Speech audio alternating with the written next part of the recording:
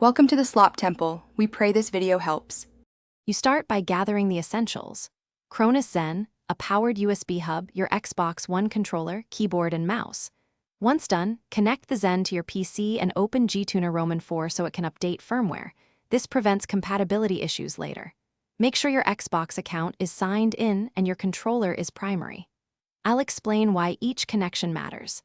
The powered hub stabilizes USB power, the controller establishes console pairing, and GTuner manages scripts. Next, plug the Cronus Zen into the powered hub, then plug your keyboard and mouse into the hub and connect the controller to the Zen by USB to force pairing. Open GTuner and load a compatible game pack or script. This is where you map keys to controller inputs.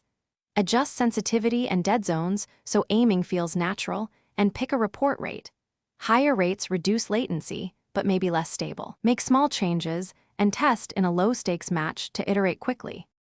To finish, save your configuration to the Zen and test in-game immediately. Play a few minutes to notice aim, button response, and macros.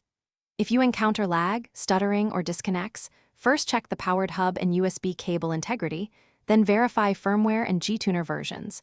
Most issues are power or firmware related. If inputs act strangely, restore the default profile and reapply only essential mappings, then retest. This isolates the problem without losing your baseline setup. Thanks for watching. Consider subscribing if we helped you.